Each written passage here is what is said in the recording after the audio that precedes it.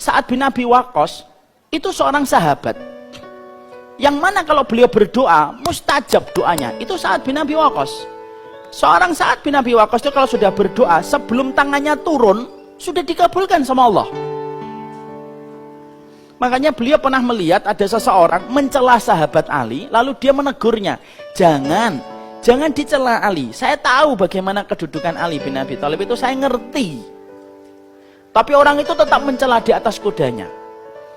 Lalu Sa'ad bin Abi Waqqas mengangkat tangannya, sebelum tangannya turun, orang yang naik kuda itu jatuh. Masya Allah. Itu Sa'ad bin Abi Waqqas. Pernah pada satu ketika ada seorang budak jalan, di tengah jalan ada angin, lalu tersingkap sebagian dari auratnya. Maka pada zaman pemerintahan Islam, siapapun yang tersingkap auratnya mendapatkan hukuman, ta'zir namanya. Maka saat itu Umar bin Khattab melihat kejadian itu, dia membawa tongkat lalu akan memukul budak tersebut.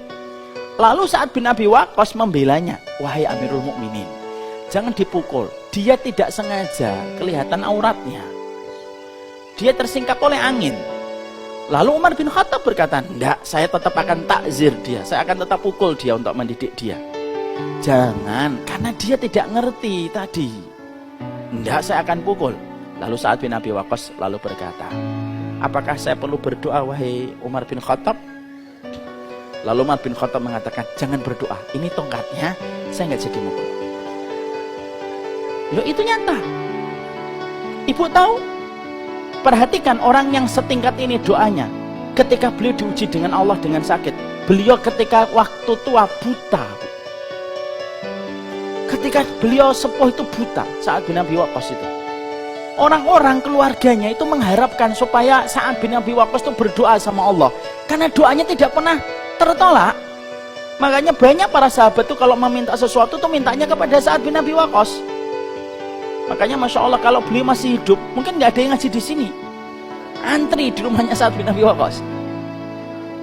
Tapi ketika beliau tua, ketika beliau sepuh, beliau buta, lalu di antara keluarganya ada yang memberanikan diri ngomong kepada Sa'ad bin Abi Waqqas, ya ammi, wahai pamanku, kamu ini buta, tapi kamu ini pemilik doa yang paling mustajab. Mintalah sama Allah supaya dikembalikan kembali penglihatanmu.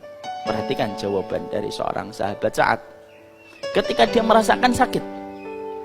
Ini ada korelasi dengan tadi Ubay bin Ka'ab. Aku lebih ridho dengan takdir Allah yang pertama daripada aku mengangkat tangan lalu aku meminta kepada Allah supaya merubah takdir yang sudah ditetapkan yang pertama itu. Karena takdir yang pertama itu lebih aku cintai yang datang dari Allah. Dan beliau buta sampai meninggal dunia, tidak pernah mengangkat tangan untuk mendoa supaya dikembalikan penglihatan matanya. Itu Saat, ibu. Apa yang kita ambil di situ? Seninya orang yang beriman itu bukan hanya sholat. Seninya orang yang beriman itu bukan hanya mereka puasa. Tapi seninya tingkat tinggi orang beriman itu salah satunya mampu mengelola setiap rasa sakit yang pernah dia dapatkan menjadi sebuah kebaikan yang akan dia petik pada kehidupan di akhirat. Ubay bin Ka'ab meminta demam, Allah berikan demam. Sa'ad bin Abi Waqqas menikmati butanya, padahal dia pemilik doa yang mustajab. Karena orang yang beriman itu memiliki seni tingkat tinggi mengelola rasa sakit dan setiap ujian. Makanya sampai Nabi bersabda, fa inna ahadakum la yafrahu bil bala kama yafrahu ahadukum birrakha. Makanya sampai Nabi itu kagum. Siapa yang dikagumi oleh Nabi? Saya itu kagum. Ada di antara orang yang beriman senang ketika diuji, karena dia tahu di balik setiap ujian itu ada sebuah kebaikan yang besar di sisi Allah. Sebagaimana senangnya orang yang cetek imannya, pendek imannya ketika mendapatkan tambahan uang.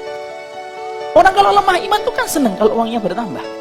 Tapi Nabi mengatakan ada orang yang beriman, yang mereka itu seninya iman itu tingkat tinggi. La yafrahu bil bala. Mereka itu senang ketika diuji, karena mereka tahu di balik setiap ujian itu kafaroh.